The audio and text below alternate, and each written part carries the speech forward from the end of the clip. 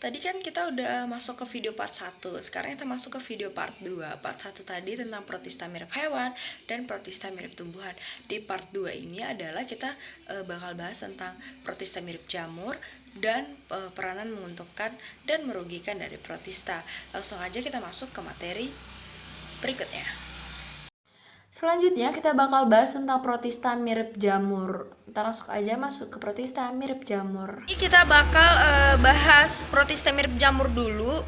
Jadi yang pertama bakal kita bahas itu adalah apa itu protista mirip jamur, kemudian klasifikasi protista mirip jamur dan reproduksi protista mirip jamur. Jadi kita bakal bahas apa itu klasifikasi, reproduksi, kemudian ada ciri-ciri.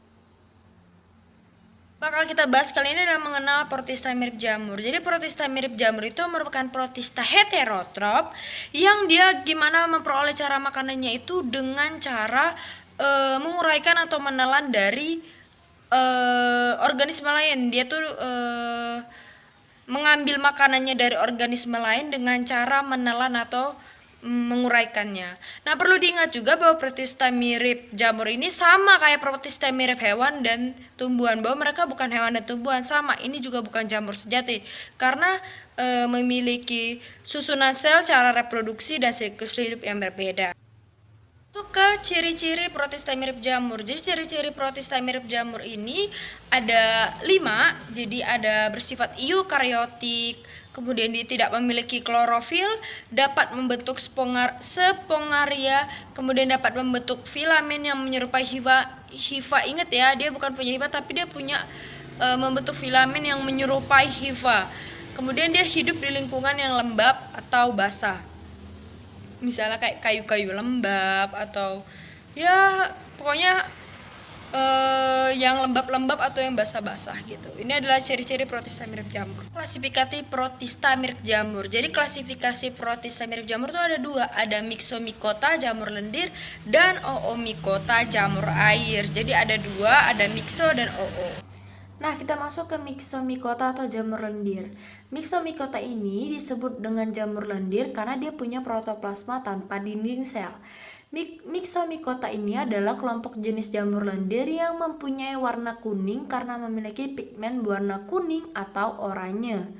Ciri lain dari Myxomycota ini dia itu bersifat heterotrof dan dapat bergerak-gerak seperti amuba. Jadi, Myxomycota atau jamur lendir ini memiliki protoplasma tanpa dinding sel sehingga dia berlendir gitu.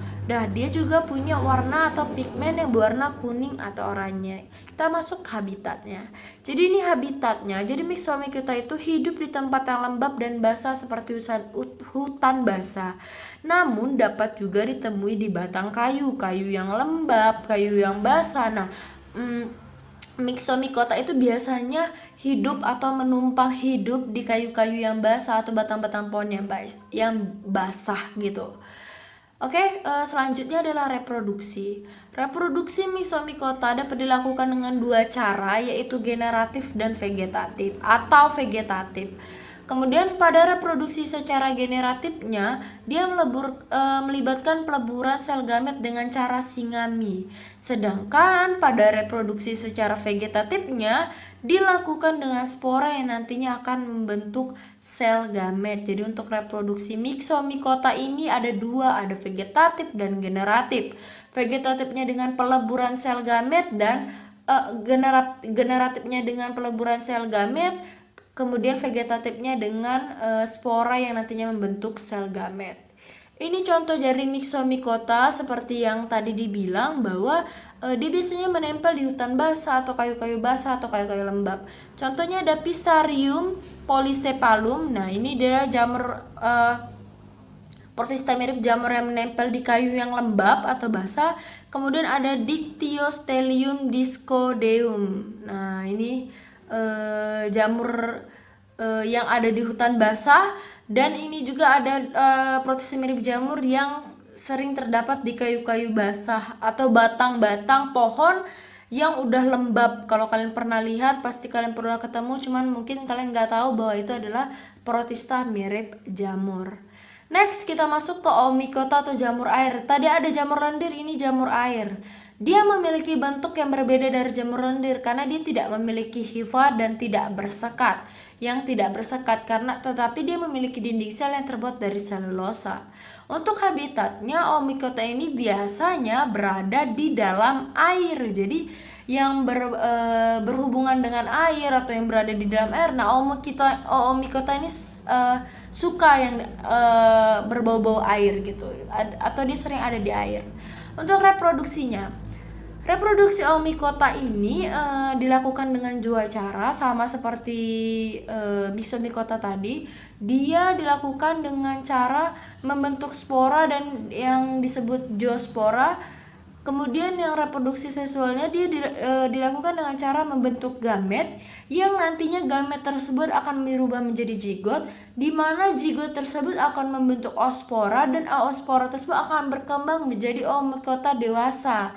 Nah, jadi itu reproduksinya, dimana nanti kalau reproduksi aseksual dia itu membentuk spora yang disebut zoospora. Kemudian untuk reproduksi seksualnya dia tuh dengan pembentukan gamet yang berubah menjadi zigot. Kemudian itu zigot itu nanti membentuk oospora. Nah, setelah menjadi oospora inilah berkembang menjadi Oomycota dewasa. Jadi seperti itulah reproduksi dari Oomycota atau jamur air ini. Dia berbeda ya dengan reproduksi pada Myxomycota atau jamur lendir tadi. Untuk lebih jelasnya kita bakal pelajari di contohnya biar kita lebih paham. Nah, ini contoh jamur air atau Oomycota. Yang pertama ada Saprolegnia, kemudian ada Phytophthora nicotin dan Phytophthora infestans. Kalau kalian lihat, Saprolegnia ini adalah jamur yang menyerang kulit ikan. Jadi ikan itu punya jamur, berjamur gitu. Kemudian ada Phytophthora nicotin menyerang tumbuhan nikotin. Kemudian Phytophthora infestans adalah jamur protista mirip jamur ini yang menyerang tanaman kentang. Jadi dia menyebabkan tanaman kentang berjamur jadi seperti ini, berwarna coklat-coklat seperti ini. Dia biasanya sering sekali menyerang tanaman kentang, kemudian tanaman nikotin, kemudian ikan-ikan yang berada di dalam air. Seperti yang kita tahu bahwa jamur air ini biasanya senang sekali parasit atau senang sekali berada di dalam air. Contohnya ikan ini, kita bisa lihat ikan ini kasihan banget, udah berjamur, udah kayak disarangin dia ya gitu. Next ada peranan merugikan dan menguntungkan dari protista. Segala sesuatu yang ada diciptakan di dunia ini pasti ada peranan positif dan negatif, ada menguntungkan dan merugikan. Oke, kita lihat langsung aja peranan menguntungkan dan merugikan.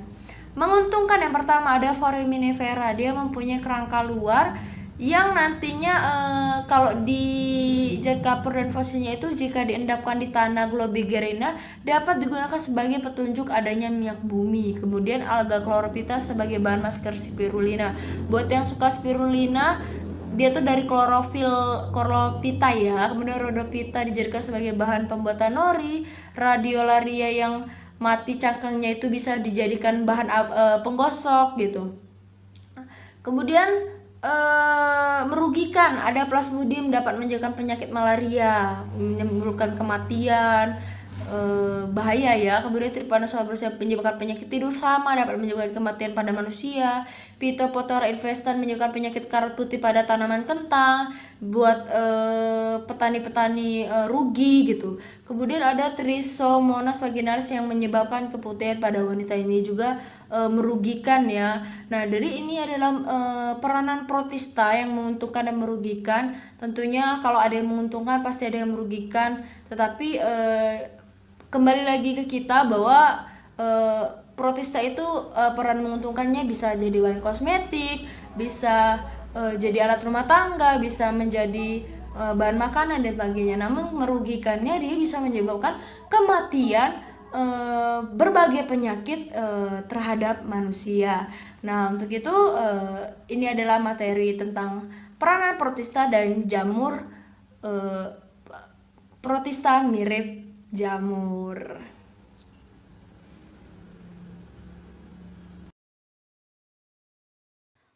waktunya quiz time.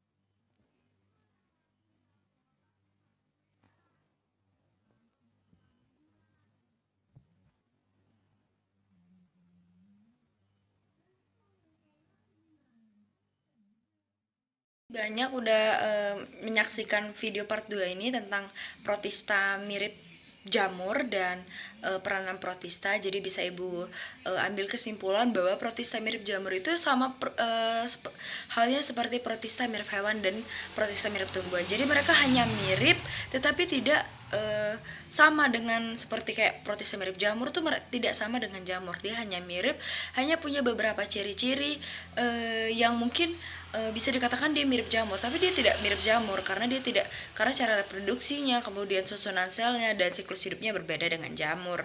Kemudian untuk protista mirip jamur juga dia punya dua klasifikasi, ada Myxomicota dan Oomycota. Untuk Myxomicota itu jamur lendir dan Oomycota itu adalah jamur air. Myxomicota ini biasanya kalau kalian lihat tuh terjadi di tempat-tempat lembab, kayu-kayu yang udah lembab. Jadi dulu Ibu kira kayak di batang kayu itu ada kayak semacam jamur-jamur gitu, itu dulu Ibu kiranya lumut, ternyata itu adalah protista mirip jamur. Kemudian untuk Oomycota ada di dalam air gitu, contohnya pada kulit ikan itu bisa tumbuh jamur putih-putih menutupi seluruh badannya, dan untuk di tanaman menyerang tanaman kentang. Untuk peranan protista sendiri ya bisa kita lihat ada peranan merugikan dan menguntungkan.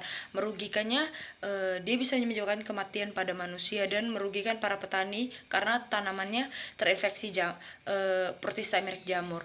Kemudian untuk peranan menguntungkannya tentu banyak ya, bisa sebagai alat rumah tangga, kemudian mendeteksi adanya minyak bumi, kemudian digunakan bahan makanan, dan yang paling banyak sekarang adalah kosmetik, contohnya masker spirulina dan lain-lain. Nah, untuk materi dari video part 2 ini cuma sekian, sampai di sini. Makasih banyak buat kalian semua yang udah setia nonton dari part 1 sampai part 2. Ibu minta maaf yang sebesar-besarnya jika di penjelasan dari part 1 sampai part 2 di video ini ada penjelasan yang kurang dimengerti, atau ada penjelasan yang mungkin tidak kalian pahami. Semoga nanti di lain waktu Ibu bisa meng-share video pembelajaran yang lebih menarik, yang mungkin lebih bisa kalian mengerti lagi. Jangan patah semangat, tetap semangat belajar di rumah, jangan bosan belajar online, tetap berdoa, tetap gunakan masker kalau keluar, dan tetap jaga jarak. Semuanya terima kasih banyak. Thank you for watching. See you and bye-bye.